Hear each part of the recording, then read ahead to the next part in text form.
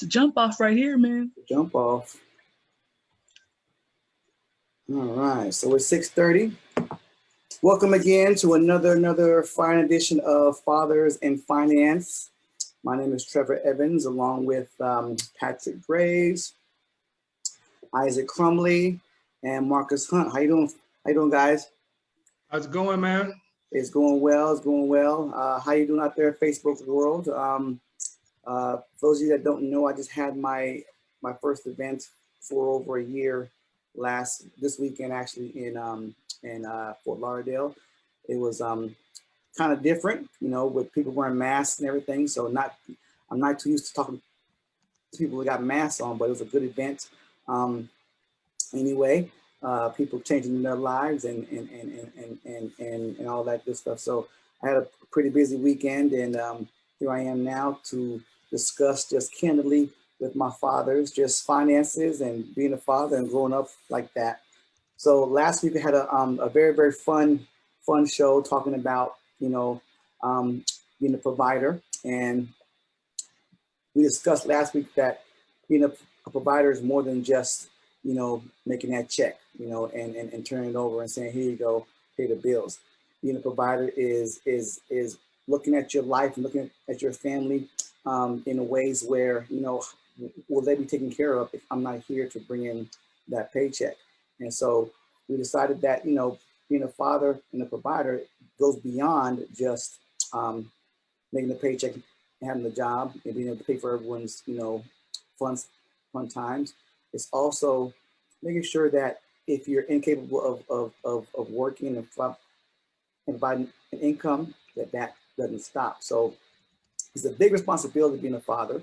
And I am a proponent of everyone, not just fathers, but everyone in general, to become, aware of your finances and how it really impacts your life, because it can be a sad situation, and you really need to have a plan in place, and you don't have it in place. So hopefully last week's show prompted some of you guys to go out there and find out more about your finances, find out more about what you have and what you don't have, and how you're able to acquire that, because your family is counting on you. As a provider, it's exactly what that is. You're providing for your family whether you are here or not. You're providing for your family whether you are able to work or not. So it goes way beyond just having a job and providing in that aspect. So I really hope that last week's topic was interesting and fun. And this week our topic is going to be the wealth curve and what else was it, Isaac? The wealth curve and the wealth formula. Okay.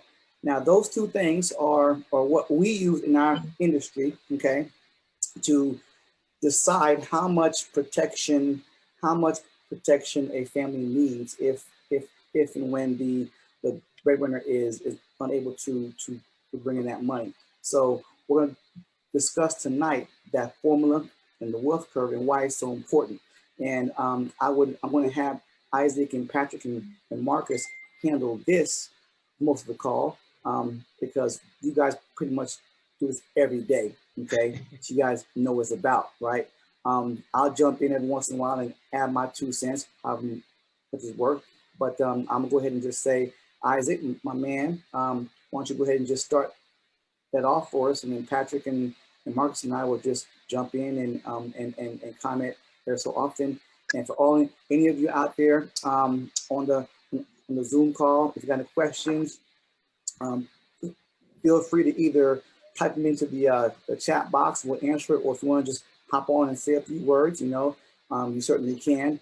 If you want to be on camera, turn your camera on, and we'll see who you are, and interact. Let's interact and let's have fun. Let's learn. Let's become better fathers, and also better fathers in finance. So my man, Isaac, why don't you kick it off, my friend? All right. Well, first of all, thank you, Trevor.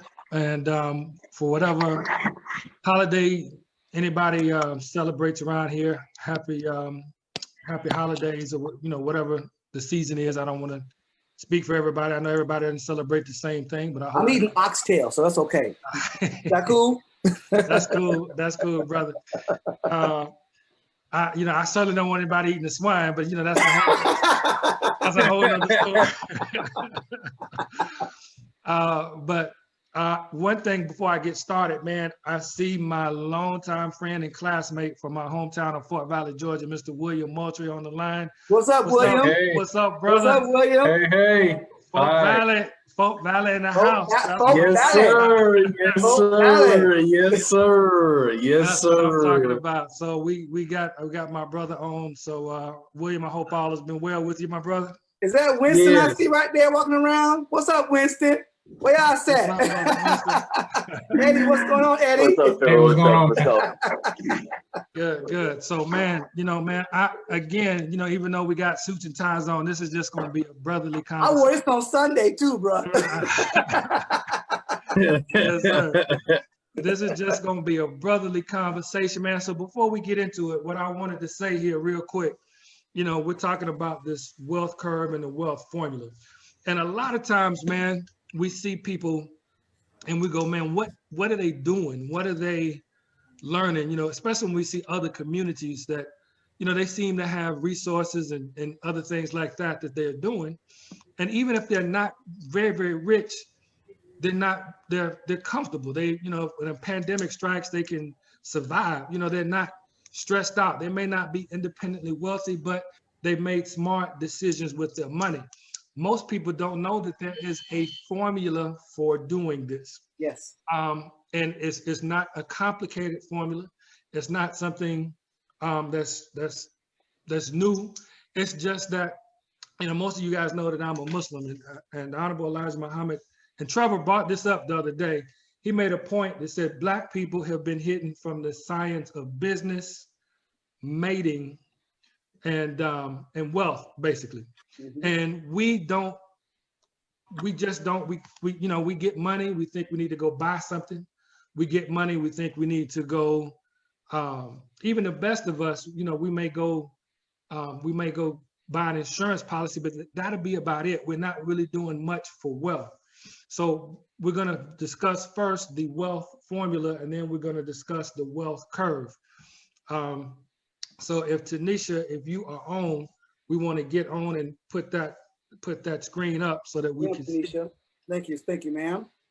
And I want to thank our lovely technical supporter, Miss Tanisha Steiger. She is doing the graphics and everything like that today. So we certainly. Oh, with ATL in the house. That's right, ATL is in the house. So you got to learn the things about making money work for you. And this is kind of what we talked about last week.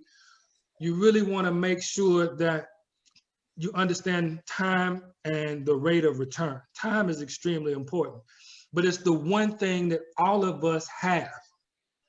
Whether you're rich, whether you're poor, all of us have time. So right here where it says, I'm just going to read, time is money. The sooner you save, the better for your future. Let's take a couple of looks at examples on the next page. So procrastination is the enemy of saving. I can't tell you how many times that, I'm better at it now as in my older years, but when I was younger, I just put things off. And then you realize, man, this is something that I should have done a long time ago. People get married, they have kids, they buy a house.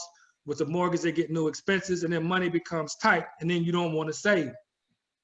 We don't put any value on saving. We don't put any value on the future. There's nothing wrong with getting married, having kids, and buying a house. Nothing wrong with it. All of us have done it. But we do not put the weight, as we should, on saving, on preparing for our future.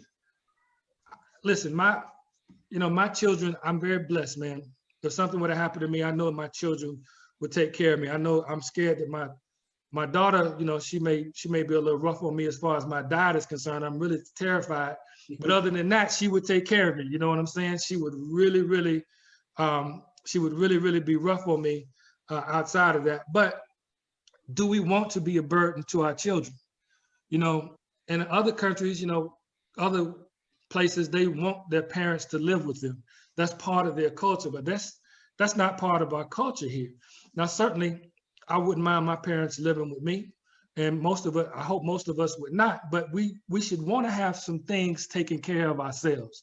We should want to be independent so that our children should be able to come. We should want to have our house paid off. We should want to have some things taken care of. Now, as you enter midlife and your children go to college and tuition takes a big bite out of your budget, soon they will get to the majority of people reaching retirement with little to no savings. I'm very blessed that my children have gotten scholarships, but that's me right there. And if it wasn't for my children getting scholarships, that's me. I'm approaching retirement. I'm 50. And if it wasn't for that, I would be right there going, man, I have not saved. I got a house, mortgage, I got all of these things, but I haven't saved enough for retirement. Many wonder if they had just put aside $100 to $200 a month when they were young, they could have accumulated significant assets today. Don't wait, start to save as much as you can as soon as you can. So this next page says, understand how money works, the wealth formula. Obviously, money doesn't grow on trees. You must work for it if you want to build wealth. And if there's a formula for you to build on, there is a formula for you to build on. You take money, you add time, plus or minus the rate of return, which is very important. Minus inflation, minus taxes, there goes your wealth. That's that simple. Now we're gonna hop into it, but it's literally that simple. Take your money, add time, find an instrument with a good rate of return, subtract inflation, minus tax, there's your wealth. Let's move on to that next slide there.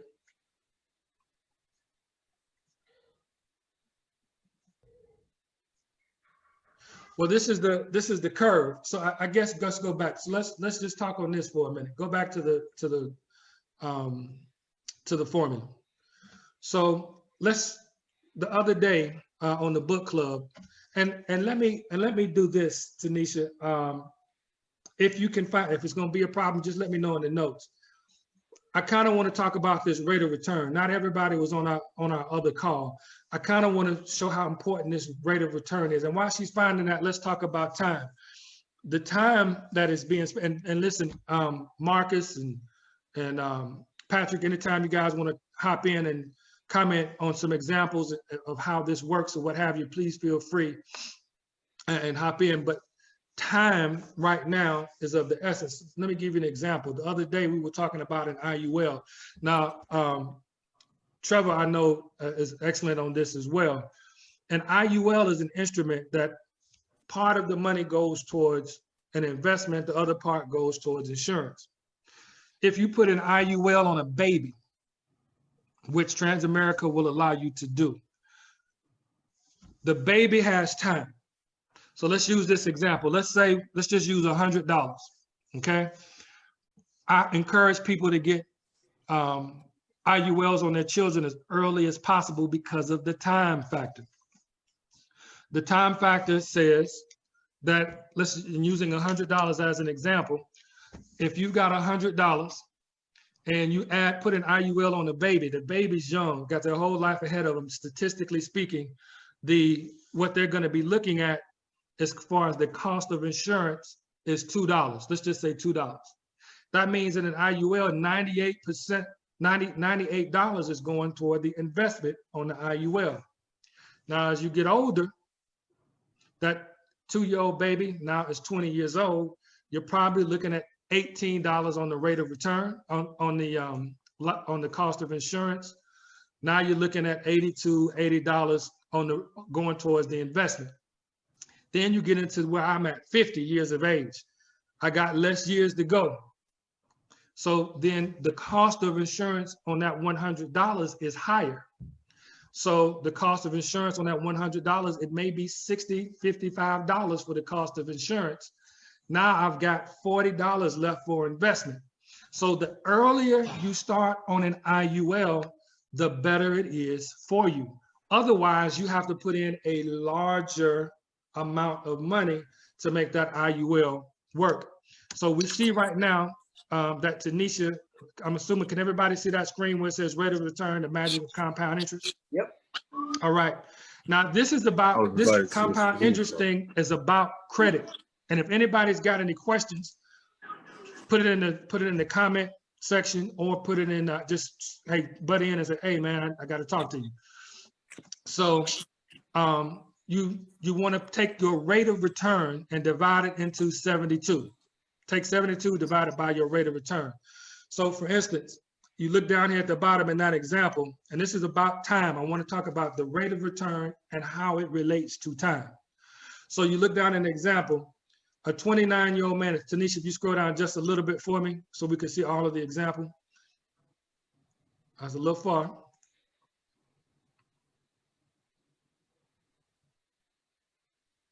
And we just want to, yep, there we go. There you go. So this one thing right here with the rule of 72.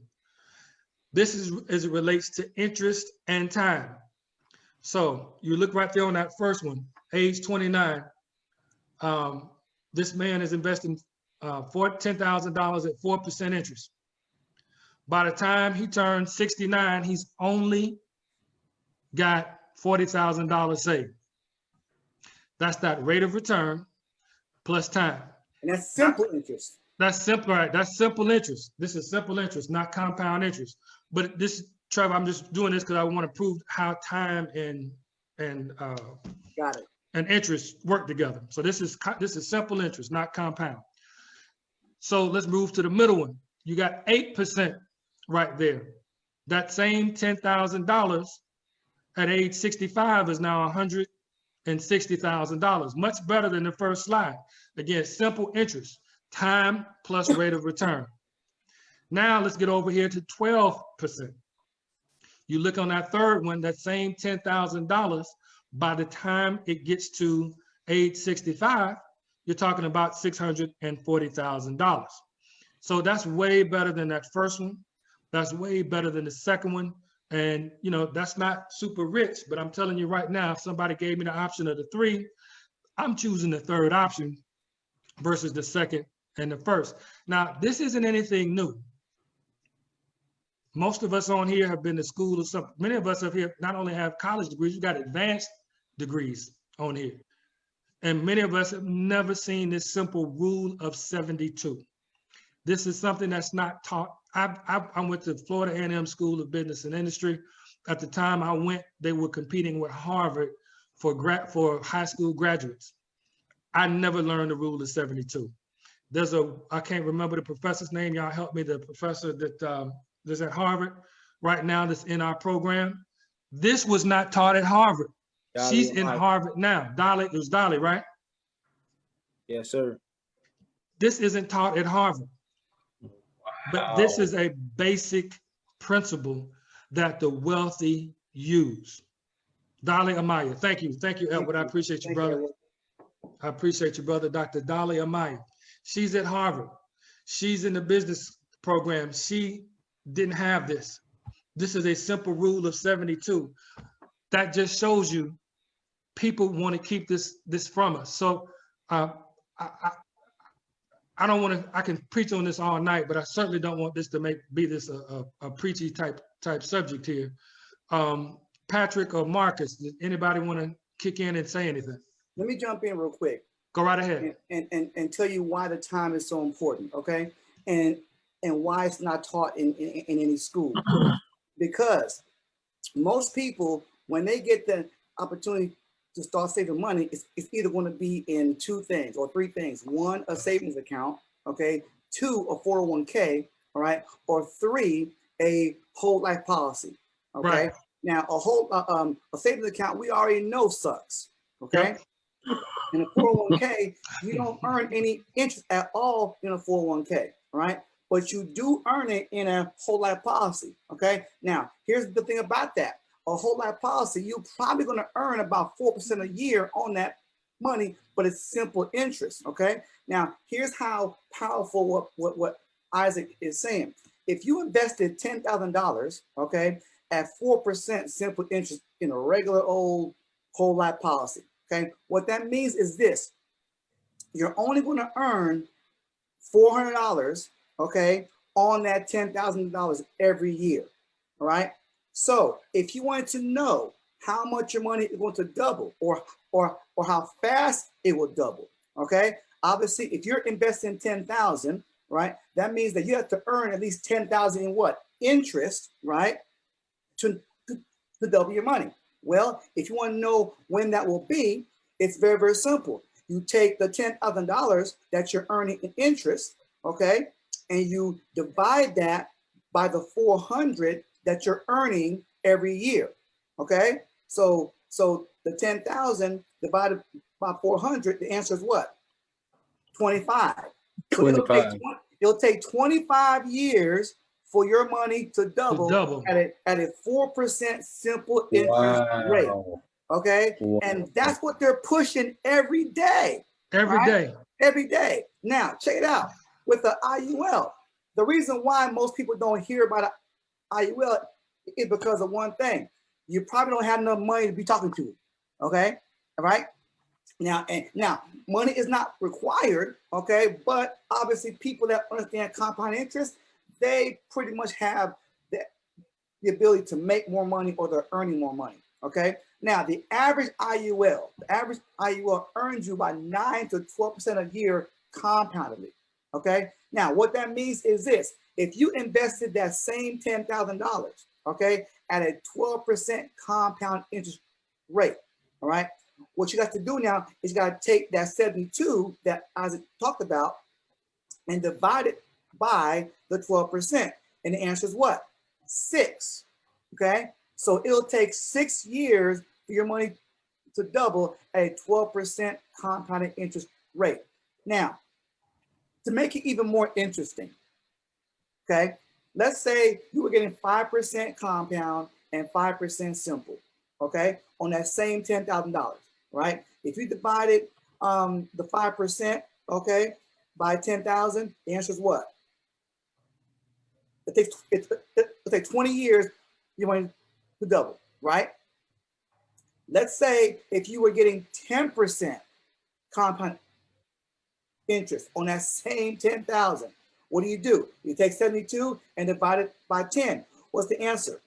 7.2. 7.2. Okay? 7 years. Yeah. Right. So the only thing I need to make more money than you in an IUL that gives me compound interest is what? More time. Okay. The only way for anybody else to make more money than me in a simple interest formula is to add more what? Money to the damn investment, right? Okay. But with an IUL, you invest it one time, right? And the money compounds over and over and over every year, saving you time from needing to go earn it. Okay. So compound interest takes you, it saves you time because the money compounds on itself, because that's the most important part. Okay. You don't have to have a whole bunch of money to invest in one of these, just some money, and let time, right? Yep. Let time earn it for you. So obviously the younger you start, right? The better because the more time you have. So William, you know Tim Watson, Tazim Wajid, formerly known as Tim Watson. He's been on one of these formulas with us. Now Tazim was on here, and he mentioned that all of his children, he's made millions of dollars, as you know, as an NFL player. But he said on the same exact thing here, as a financial advisor, he made more money as a financial advisor than he did as a football player. And he put IULs on all of his children. Right. All of his children. And so his children right now won't for nothing, because he understood the point of time and interest and having a little bit of money.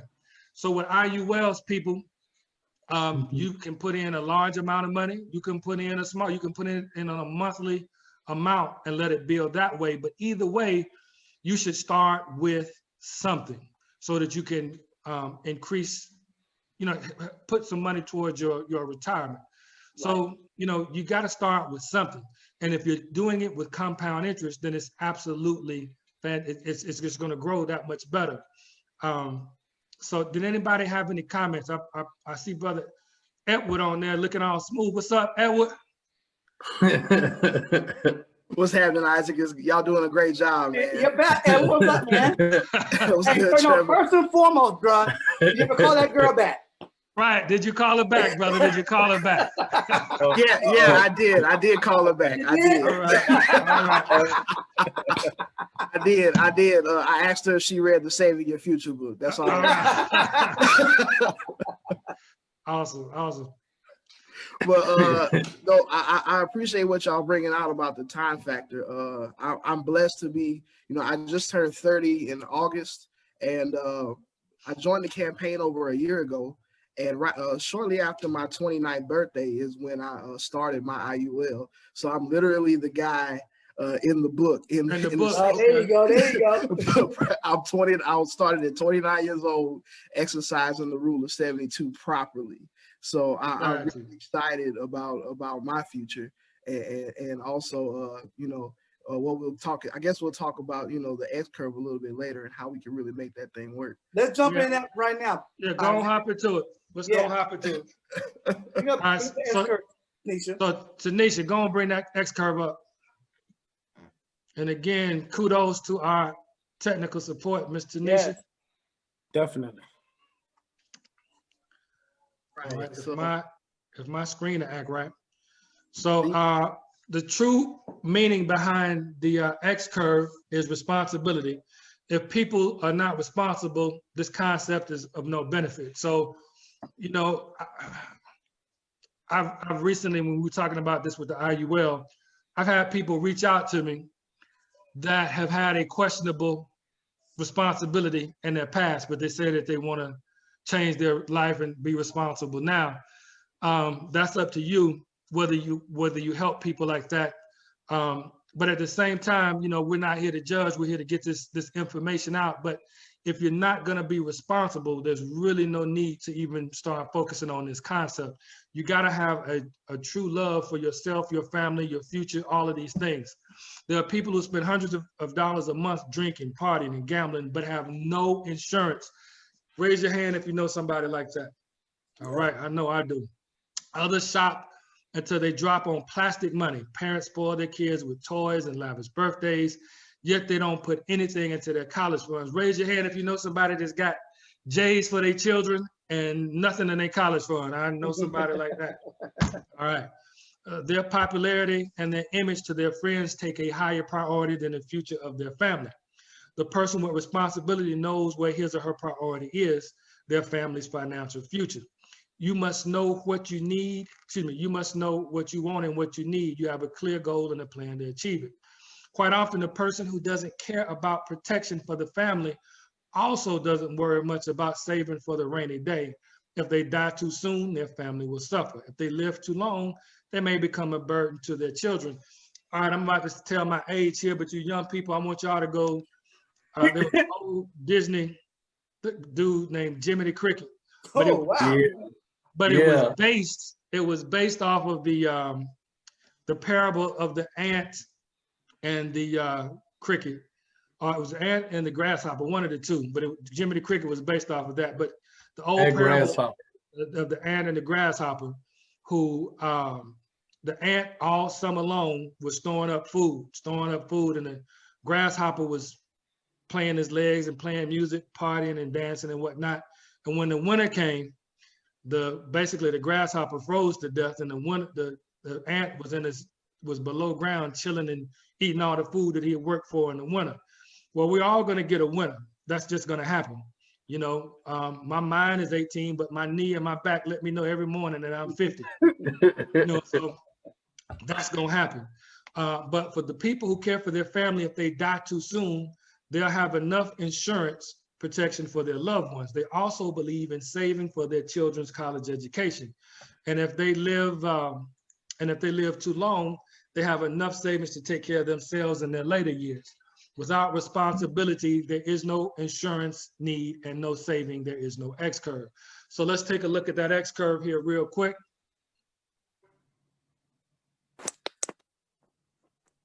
All right, so on that left side, you got the law of decreasing responsibility. You got the area of generally less secure and younger, taking care of your family. So on the younger part, on the left-hand side, when you're younger, you got a lot of, and they're broken it down right there, but just leave it here for just a second. When you're younger, you got a lot of responsibility. You got a house that you're trying to buy.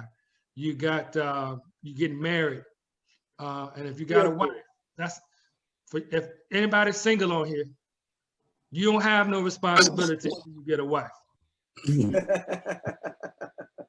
I didn't hear no amens. I should have got like a bunch of amens off from the marriage Amen. brothers. You don't have no responsibility until you get you a wife. Just putting that out there. And then as you get children, that of course continues to grow. But as you get older, Edward said he can't speak on it. I'm just, hey, Edward, I'm letting you know, bro. I'm just, I'm just peeping you some game, brother. You don't know, you think you're responsible now. You just wait, my brother. And then you be like, Isaac, you ain't tell me. I'm like, no, I told you on November 24th. I told you on November 24th that was you needed some responsibility. But as you notice, if you're doing it right, this is, remember, for the responsible person. The younger person, as he gets older, looking at the blue line, if he's doing it right, he's building his wealth. And if you notice, the law of decreasing responsibility is going down as children are getting older. He's been preparing, and right in the middle, they kind of meet. Well, right now, I'm kind of in this area, the middle area, because my children are out of the house. So I should be focusing a lot more right now on that blue line going up, law of building wealth, becoming generally more secure. The older you get, that bottom line down there, taking care of your future, you have less and less responsibility. So how many of us know people that as you get older, your responsibility continues to increase? We all know people like that. Yep. I mean, that's everybody. Yeah. And in this pandemic, it's thrown that. I mean, that's thrown it to. It's a lot of people in that situation. It's families that's coming together, living together, doing what they got to do, because this pandemic has exposed a lot of us. It has absolutely exposed a lot of us. So, Tanisha, if you go to where it's broken down on the next one.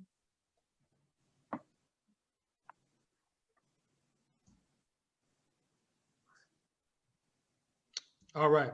So when you're younger, you normally don't have money. That's the time to try to save and invest. You build up your wealth. The wealth curve, hopefully, as you get older, you'll build up enough money. The wealth curve is your investment curve.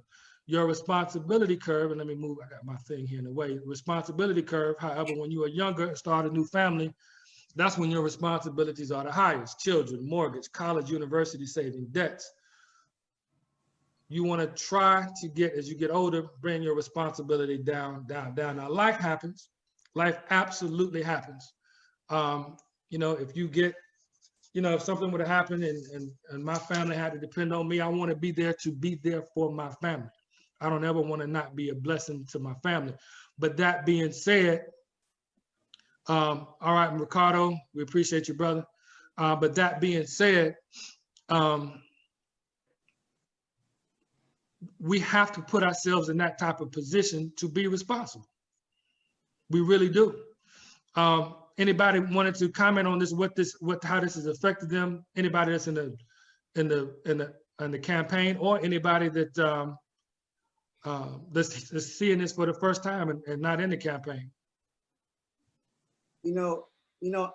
Isaac, this S curve was is very, very true, and it's probably more true, a long time ago. Okay, when people were able to retire on a pension, all right. Mm-hmm. Okay, but nowadays times are changing, right? Because nowadays, yes, the older you get, you're picking up more responsibility. Because why?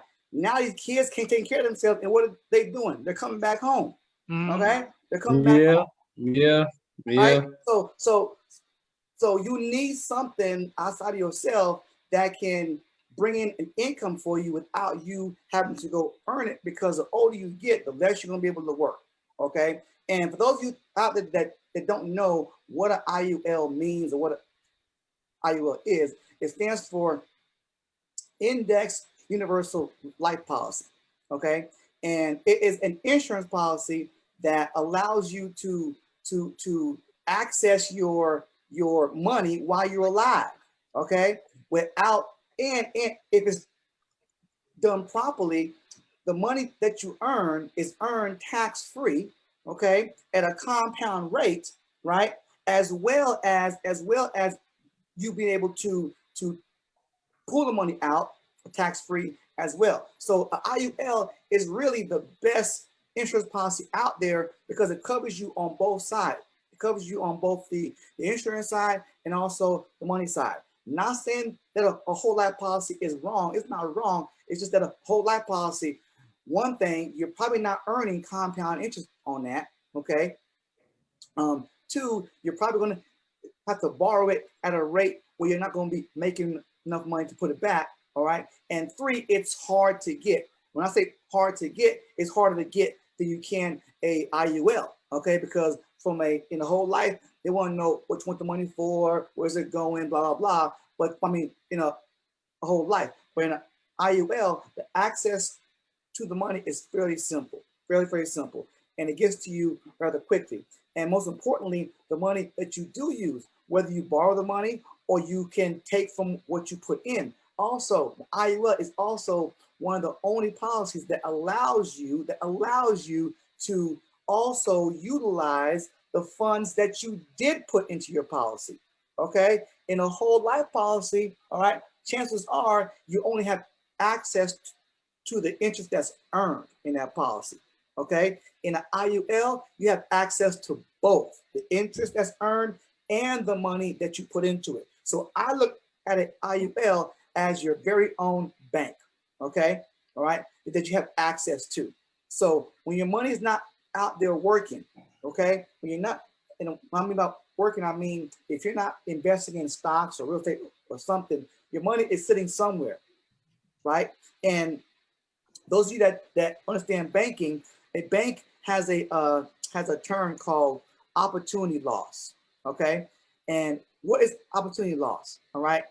People think that a bank's biggest concern is where is their money at when it's being loaned. That is not a bank's biggest concern, okay? A bank's biggest concern is where is my money when it's not being used, okay? That is their biggest concern because a banker knows this. A bank understands money on a different level than most people. A bank understands this. A dollar is not meant to buy anything, okay? Because if you take a dollar and you buy a soda, what did you just do? You just created what's called opportunity loss, okay? Because that dollar has one job, is to make another dollar, okay? If you buy something with that dollar, okay, that dollar cannot make another dollar, okay? So that's called opportunity loss. So if your money is in your pocket, just chilling, what's it creating? Opportunity loss, okay? If you buy something with that money, what'd you create? Opportunity loss, okay? If the money is sitting in an account somewhere where it's barely making any interest, where fees and inflation is eating at it, okay? That's also creating opportunity loss. So a bank's biggest concern is where is my money being held when it's not being used? And more than likely, a bank has its own IUL, okay, where that money is being compounded every day while it's not being used. And I've talked to so many people that already have a whole life policy, okay, and try to tell them that, hey, your policy is good, but it ain't better than this one, because I can guarantee you your policy is not earning you compound interest, okay? The only way for you to double that money, okay, is to either one, double your interest, okay, or two, double your investment, okay? Well, that takes away time from you because you got to do something to double the money, right? And do something to double the interest. But in an IUL, time takes care of that, all of that for you, because as Einstein said, okay, what was Einstein's most favorite quote?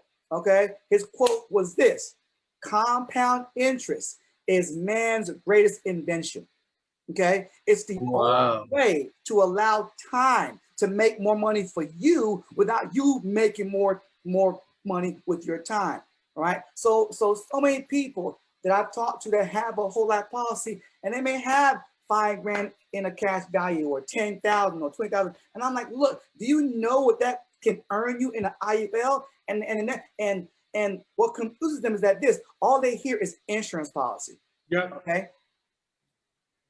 I get it.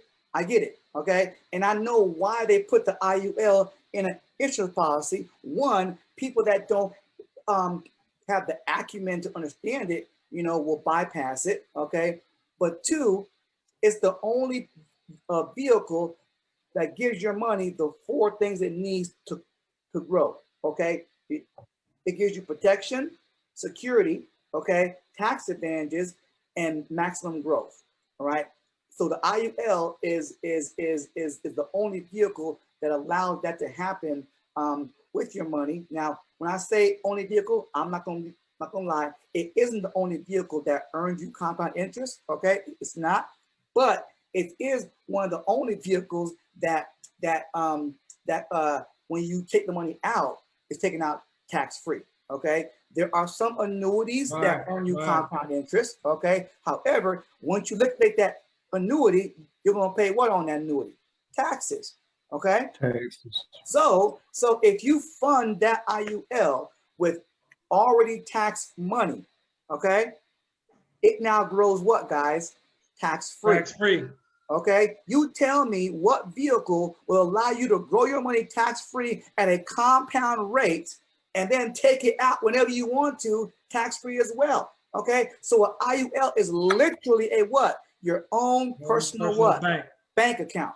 That's And right. I tried to tell so many people that, and they just don't want to, they don't want to hear it. And so sometimes I just say, okay, I'm gonna be quiet. Okay, but one day you're gonna learn. You're gonna learn. Okay. Trevor, that's the burden that we face, dear brother, in trying to do financial education. Yeah. People, if nobody around them knows about it, they just figure like you talking crazy. Yeah. And they don't understand that.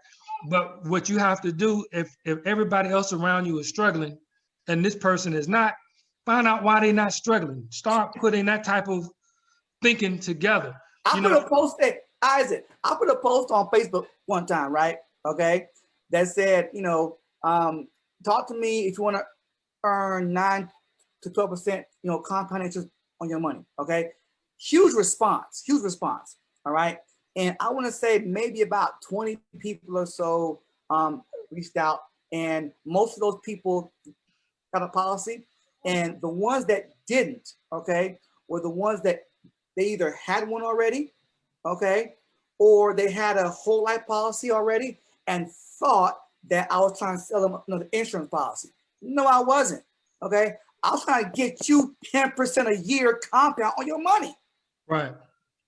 Okay? Because your policy ain't doing that. Right. It ain't doing that. Okay, and then they're like, whoa. So, but I get it. So that's why we're trying now to do the free, the Facebook thing and educate y'all because our culture, okay, we think we know about what?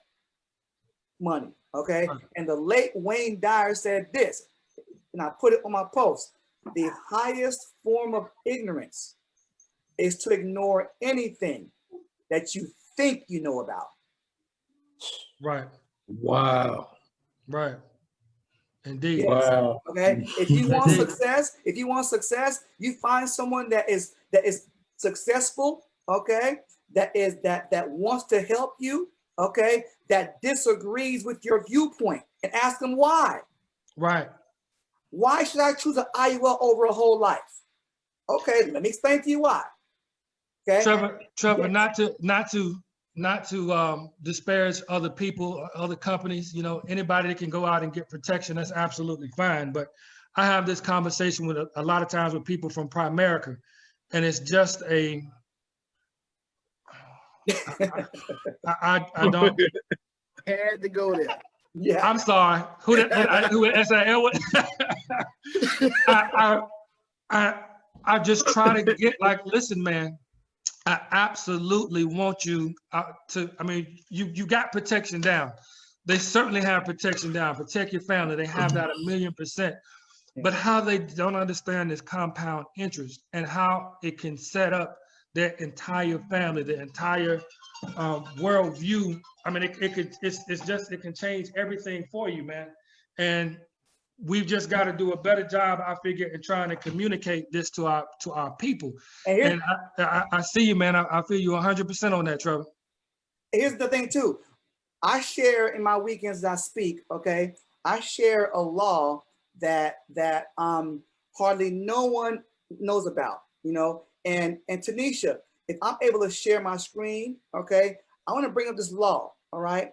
And I want to share it with you guys, okay? Because you don't understand just how much, just how your money is not what you think it is, because there are rules that are put in place right now that affect your money, and this rule affects the IUL in a positive way because this rule does not affect the IUL. And if I can find my slide, I want to bring it up and show you what it is. Am I able to share, Tanisha? Yes, sir. Come on, man. I God am. damn, man. Damn internet. Mute Come y'all on. phones, guys. Mute y'all phones. Mute y'all phones. So here's this law, okay? Can y'all see my screen? No. Oh, hold on. I gotta press share, don't I? Here we go. If you want to get off the phone, that is the way. All right. Now can I see my screen? Somebody mute the All screen. right. Yeah, I see it. Read that right there.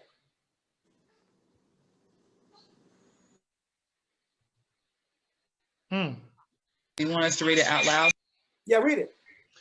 I'll read it. On November 16th, the G20 will implement a new policy that makes bank deposits on par with paper investments, subjecting account holders to declines that one might experience from holding a stock or other security when the next financial banking crisis occurs. Additionally, all member nations of the G20 will immediately submit and pass legislation that will fulfill this program, creating a new paradigm where banks no longer recognize your deposits as money, but as liabilities and securitized capitals owned and controlled by the bank or institution. That is insane. Now that law came out. That law came out when Obama was president. Okay, November 14th. Okay, I'm sorry, November 16th. Okay, 2014. Okay, what does that mean? All right, they did this for a reason. Okay, because they know a big crash is coming. Right. Okay, but no one knows when, and no one knows, you know, how. Right. And when the crash comes, it will affect everyone, to include what? All the banks. So if the banks are not solvent enough, to operate, then of course, you know, there goes the banking system. So let me stop sharing my screen real quick. Where my thing go? So what that means is this: whenever you deposit your money into your bank, okay, that money now becomes the property of the bank. That's what it means, okay? All right. In other words, there has not been a deposit made worldwide since 2014. Okay, okay. That's why you see the banks removing out of their banks what? Deposit slips, right? That's why you see the banks now, what do you need to put in money? An ID, right? Okay. Wells Fargo, you can't even make a cash deposit no more, even if it's your account. All right. Because the law says this: once you give the bank that money now becomes the property of the bank, right? And that is in any form, whether it's currency, whether it's 401k, whether it's an IRA, a mutual fund, okay? If some other third party has control of your money, that is their money, right? Now, this law does not affect what? IULs. IUL. IUL. Why? So that's why the wealthy put it in the IUL. For what? Protection and security.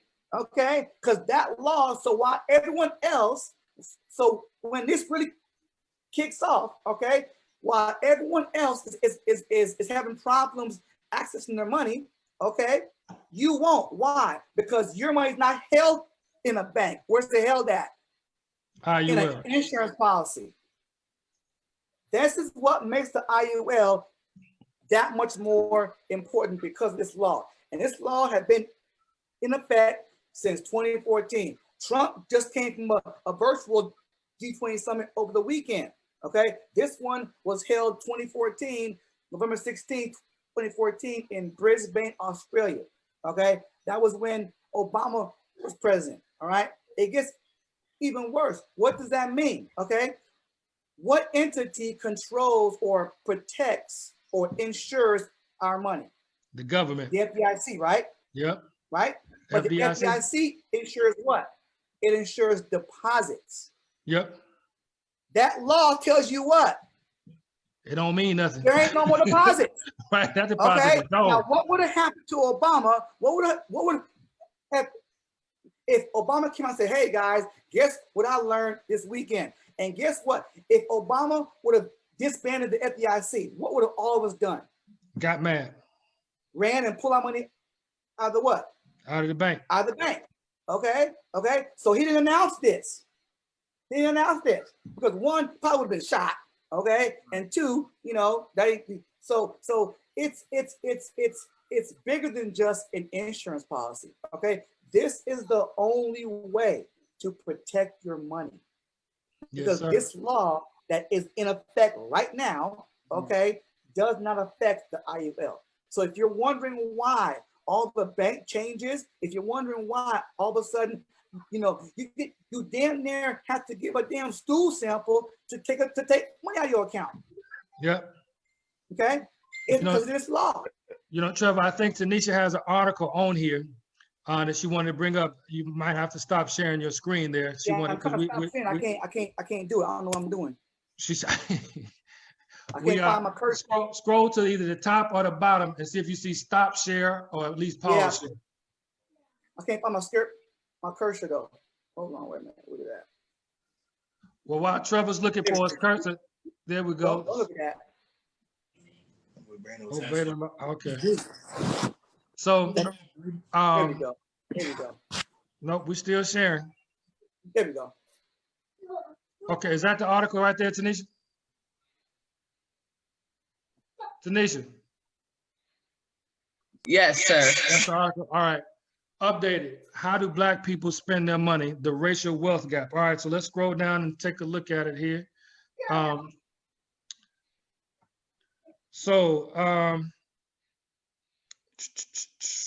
right, so I'm trying to do my SBI speed reading here real quick. The report found that Black folks love to spend their money, oh, surprise, on beauty and grooming products, selling out $573.6 million on an annual basis for personal soap and bath needs. That's about 19% higher than any other demographic. Black consumers also like to spend their money at high-end department stores, with 63% of Black folks in the survey saying they like to buy from Saks Fifth Avenue, 45% at Neiman Marcus, 24% at Bloomingdale's. More than half, 52% of Americans find in-store shopping relaxing, compared with 26% of the total population. And 55% of consumers say that 55% of Black consumers say that they enjoy wandering the store looking for new and interesting products. The Nielsen report found, when shopping African Americans are more influenced than the total population by store staff, 34% more likely, in-store advertising, 28% more likely, and merchandise more likely. Black folks also accounted for 90% of the overall spending in the beauty supply industry. Black consumers are also influenced by celebrities. If a celebrity designs a product, Blacks are more likely to buy it. So, I mean, that says a lot in and of itself right there. Without getting too deep, a lot of this goes into our history of slavery and being in want all the time. And when we can get out of want, the first thing we want to do is show that we're not in want, that we've got the nicest clothes, that we've got the nicest car. But I'm telling you, man, when I moved here to Atlanta, I met Steve Raymond, the gentleman that owns all the car lots all over Atlanta here. When I met him, I was buying a used car for myself. And Steve Raymond, he looked like a vagabond. I'm just telling you the truth. He was at his very first car lot. And he was out there in an old raggedy beat up truck. And he was out there with overalls on. He was covered in grease. He looked like he was a homeless man. And when he left, the gentleman that sold me my car said, "Do you know who that man is?" This was 1999. He said, "Do you know who that man is?" I said, "No, I have absolutely no idea who that man is." He said, "That's one of the richest men in Atlanta. That's Steve Raymond. He owns Steve Raymond Ford, Chevrolet, Honda, Chrysler, all of these places." At this time, this was in 1999, this man is still living, this man is still growing. At this time, he was worth $21 million in Atlanta. But the car that he drove was an old 1970s pickup. His clothes, I mean, they were nothing to speak of, nothing at all. But this man was wealthy. Now, you let us get $100,000. We gonna look way better than Steve Raymond. We're gonna be clean, suited, and booted. But where will we live? When I was in college as a pest control, I used to work as a pest control technician. Man, I remember going to this guy's house. He had the baddest Mercedes-Benz I'd ever seen. And he was living in a trailer that was full of roaches. And I'm talking about that trailer might have been 12, 18 feet long. His Mercedes-Benz cost more than his house. Right. So this is the mindset that we have got to change. This is the mindset that we've got to come up against. But I'm down for that task, brothers. I'm down to educate our people. I'm down to try and help us, because a rising tide lifts all boats. And I want us to be the type of brothers so that we reach out and tell somebody, "Hey man, listen, this is what I got going on. Let me help you. Let me help you." You know, so, you know, it is what it is. Trevor, I think we got 4 minutes, brother. I think we do. Is anybody got any questions or comments or anything like that? Yeah, good evening, guys. This is Matthew out of Houston, Texas. How you doing? Can you hear me? Hey, Peace, guys, how you brother. doing? Peace. See you, man. Awesome, man. I just want to say, man, this platform, this segment is incredible. Like, my mind is just like, I'm everywhere in regards to everything that's been seen, because the truth of the matter is that though the words of wisdom that have been spoken on this call is just resonating, you know, with this pivotal point we have in our society, and the changing of the guards and everything that we see going on, really focusing on self, focusing on our community, you know, focusing on the male, if you will, in reference to this call.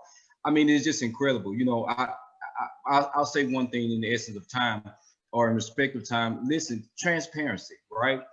That's what it's going to take for us, you know, as a people. You know, I was thinking about that when you was going over the IUL, and as a campaigner, you know, I embrace the campaign, right? I embrace, you know, what we do for people. And the more I'm on calls like this, the more we interact with one another, it just lets us know that we made the right choice, you know, because not only do I want to save my family's future, but I want to make sure that we have a legacy. You know, that's the one thing as a people, we don't find a lot of. We don't have legacy. I mean, it may be someone out there that's saying, "Well, I don't have kids, I don't have a mortgage, I don't have college debt," but you have a legacy. How about saving that, right?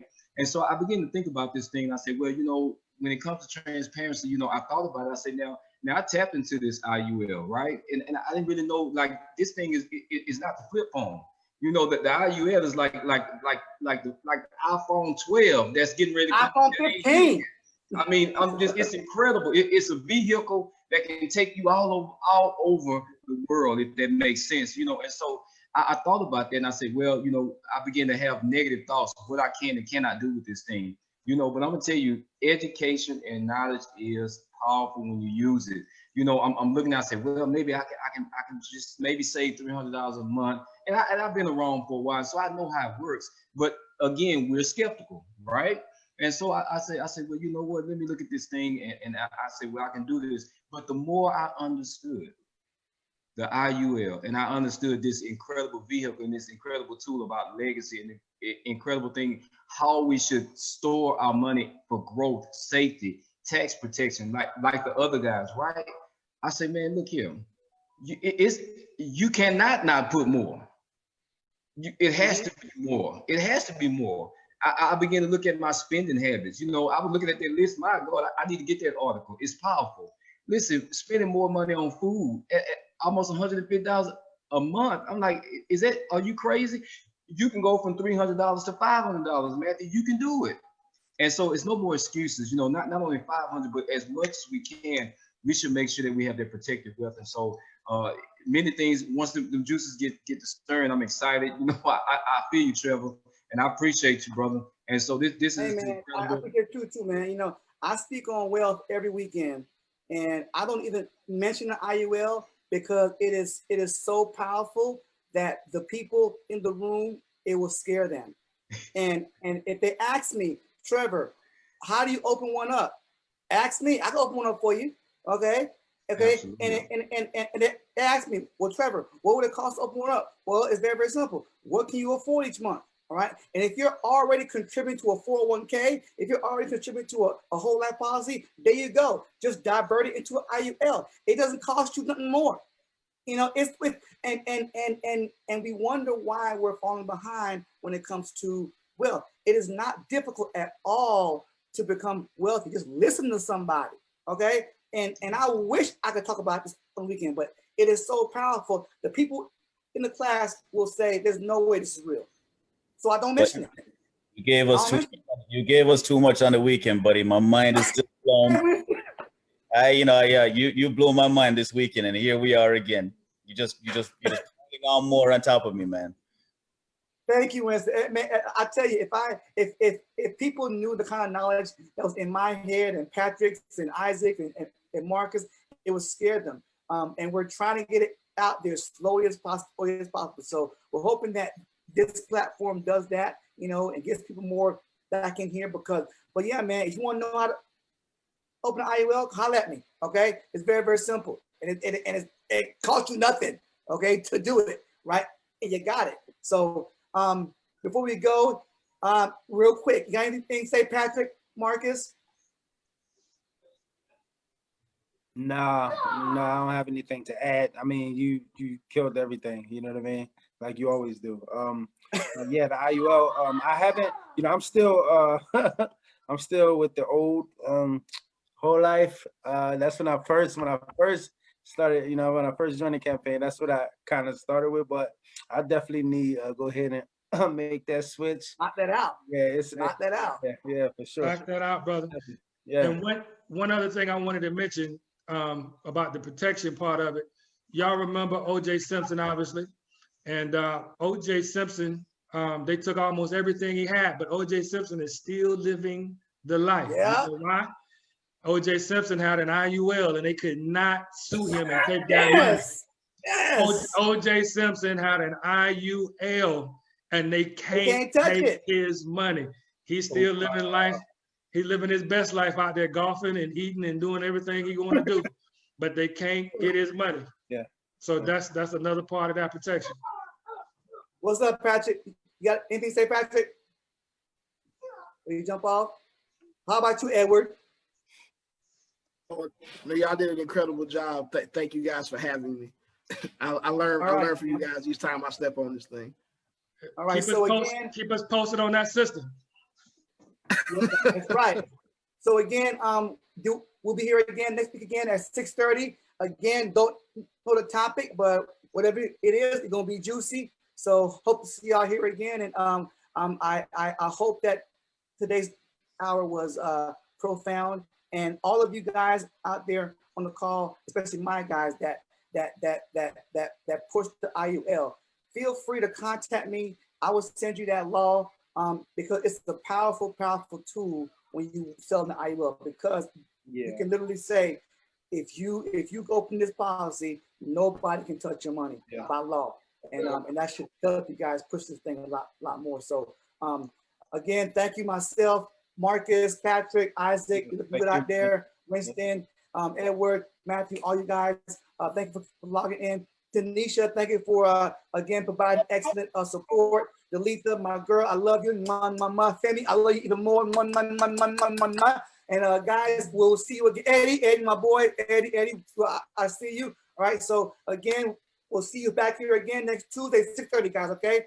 Take care, guys. Hey, don't miss it. Hey, Aqua Force, that's what I'm saying. Good job, guys. All right, y'all have a good night.